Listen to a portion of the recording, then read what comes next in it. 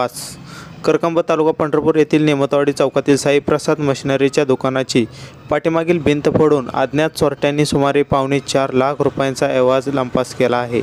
याबाबतची तक्रार दुकानाचे मालक शहाजी काळे यांनी करकंब पोलीस ठाण्यात दाखल केली आहे।